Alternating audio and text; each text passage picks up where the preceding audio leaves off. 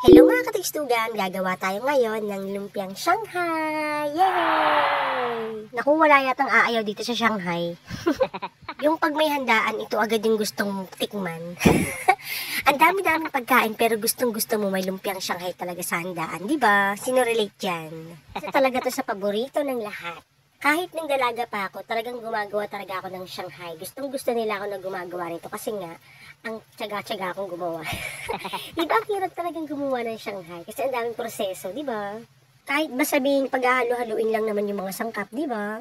Pero sa totoo lang, yung paghihiwa lang talaga yung mahirap kasi ang dami yung sangkap. Tapos yung wrapper, kailangan dahan-dahan talaga yung pag-aalis sa isa't isa kasi nga, madali siyang mapunit. Nakakahinayang pa naman kapag may napunit na isa. Ikaw din ba? Kahit isa lang yung hinihinayang ako mapunit. Yung dalaga pa ako, naaalala ko, kasi kami nung Mama ni Supreme, yung real Mama ni Supreme, sa mga hindi pa nakakaalam, mahilig talaga gumawa ng lumpia. Gumawa, yun. Nabulol. Sa kanya talaga ako natuto. Nagustuhan ko rin kasi kaya inulit-ulit ko na rin. Since hindi naman siya lagi nag-i-stay nun si ate sa bahay, kaya minsan ako na rin talaga gumagawa. Hanggang sa nakasanayan ko na rin na kapag nag-crave ako yung gumagawa. Madalas din kapag meron sa aming handaan, ako na agad yung sinasabi nila na, Togs, gumawa ka ng lumpia kasi ikaw yung gumagawa dito. Hindi naman veteran sa paggawa ng lumpia pero nagustuhan din kasi siguro nila kaya gusto rin nila ako yung gumagawa ng lumpia kapag gusto nila. Hindi naman talaga ako palaluto, hindi rin ako madalas talagang masarap magluto, may mga times na palpak. Pero siguro dahil may asawa na ako, nagiging kasanayan ko na rin yung pagluluto-luto. Pagpasensyahan niyo na pala yung boses ko kasi nga may sipon ako kaya medyo ngongo. Yung panahon ngayon, no, uulan, tapos biglang iinit ng matindi, kaya ang sama talaga sa pakiramdam. Lalo na siguro yung mga nasa labas. Yung grabe yung pawis mo, tapos biglang uulan, tapos biglang iinit na naman.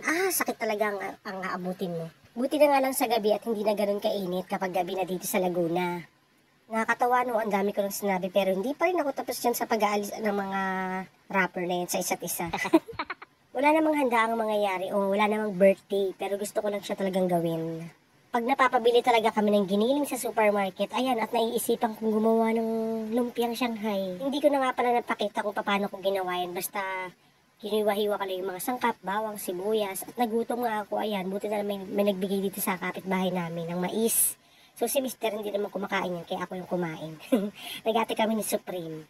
So after ko nga mapaghiwa-hiwala yung mga wrapper, hihiwain ko naman yan. Gugupitin ko naman yan sa gitna. Yung ibang gumagawa ng lumpia, hindi na hinihiwa sa gitna or ginugupit. Buo na yung ganyang wrapper. Pero ako kasi gusto ko, kalahati-kalahati lang. Maliit lang kasi ako gumawa ng lumpia. May mga gumagawa ng lumpiang Shanghai, yung mga pahaba. Pero ako kasi yung hinahati ko sa gitna. Hindi naman masyadong marami yung gagawin ko, pang pamilya lang. Pang pamilya? Sakto naman at rest day ni Mister, kaya makakatikim sila nito, pang pulutan. Ang pulutan. Hindi na rin ako nagluto ng ulam. Ito na yung ulam namin. Ngayong gabi. O kaya, pwede na itong pang ulam. Yung iba kasi hindi ginagawang ulam. Ito pang papak-papak lang. Pero ako talaga ginagawa kong ulam. 5 tanda lang yung binili yung wrapper ni Mister. Pero parang ang dami na, no?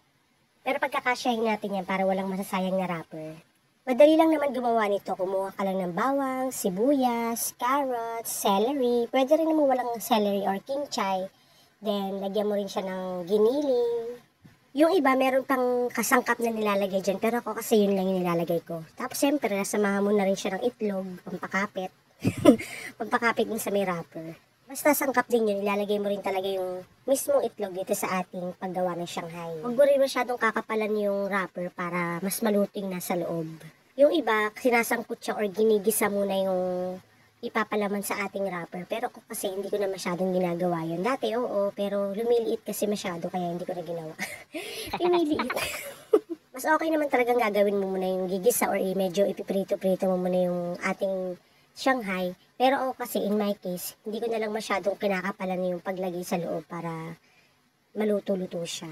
Then titimplahan mo na lang siya ng paminta, ng asin. Basta ikaw na bahala kung paano pasasarapin yung lumpia mo. Not so perfect naman yung paggawa ko ng Shanghai, pero at least gumagawa ako pag gusto ko. Tigyabang. Medyo marami na nga rin pala akong naibalot dito sa ating Shanghai. Nilagay ko lang yung sa may lalagyan ng ice cream. Kasi wala nang laman yung ice cream namin. Matagal na. Pero ginagamit ko pa rin nilagayan. Saka dapat pag nagluto ka nito, hindi malakas yung apoy mo kasi masusunog agad yung wrapper. Yung sakto lang ba? Kasi nga, hindi agad maluluto yung nasa loob, pero yung wrapper sunog na. Kaya kailangan alali lang talaga sa apoy. Sobrang pagka-favorite ko nito, siguro pwede ko itong ulamin ng 1 linggo. Hindi ako magsasawa. Swear. Pero hindi pwedeng ganun kay Mister kasi si Mister madaling magsawa sa ulam. Sana nga sa ulam lang at hindi sa akin magsawa agad. Nadamay pa ako. As you can see, nagpahiwa si Mister ng sibuyas kasi gagawa daw siya ng sisig. Yung nasa delata na sisig, yung 555. So ayan, nagiwa ko ng sibuyas kasi magigisa siya. Try nyo din yan, masarap din, parang sisig talaga, swear. Pero madalas ginagawa lang niya yan pag magiinom sila. Parang kunwari may sisig sila. After ko nga maghiwa ng pangsisig niya, ng sibuyas, ayan. Nag-umpisa na ulit ako, pinagpatuloy ko na ulit ng pagbabalot. O diba, ang daming proseso, matrabaho paggawa ng lumpiang Shanghai. Gusto ko rin yung lumpiang gulay, pero parang hindi ako marunong gumawa. Hindi ko pa natatry kasi. Pero mukhang madali lang din naman gawin yun kasi puro gulay lang din naman. Ganun din naman, babalot mo rin sa wrapper. Pero never ko pang nagawa. Matry nga minsan. Kailangan pinagbabalot ka rin ito, hindi masyadong mabigat yung kamay mo kasi nga minsan nabubutas yung wrapper. Ang nipis kasi ng wrapper di ba? Basta wag mo lang din lalamanan ng bonggang-bongga para hindi mabubutas yung ating wrapper, ganon. Naku, sa handaan, ito yung agad-agad na uubos. Hindi mo na matitikman talaga lahat-lahat, pero yung Shanghai hahanap-hanapin mo talaga, di ba? Pero pag naubusan ka talaga nito sa handaan, aba, parang sama na loob mo, no? Ugot. Yung kahit ang dami-dami namang Shanghai, hindi talaga lahat makakatikim. Sa sobrang dami ng may gusto nito, yung iba nagbabalot agad. Tapos may mga nag-trending pa nga sa Facebook, no, yung may naglalagay sa plastic, chicharon ba? Mas masarap gumawa ng Shanghai kapag meron ka talagang panghiwa or crusher sa bawang, sibuyas, carrots, para hindi ka mahihirapan maghiwa, ganun. Tapos na nga ako niyan magbalot, so kaya magpiprito na ako. Isa-isa ko nang ilalagay dito sa ating kawali. Mas maganda kung medyo mainit lang yung ating kawali para hindi agad masunog yung wrapper. Kaya hindi ko talaga sinunog muna yung mantika. Di ba sanay kasi ako sinusunog ko yung mantika bago ko ilagay yung niluluto ko. So ayan, after ko nga iluto niya, una nga palang kumain sa amin is si Supreme. So ayan, hanggang dito na lang muna ang ating video. Thank you sa panonood. Bye!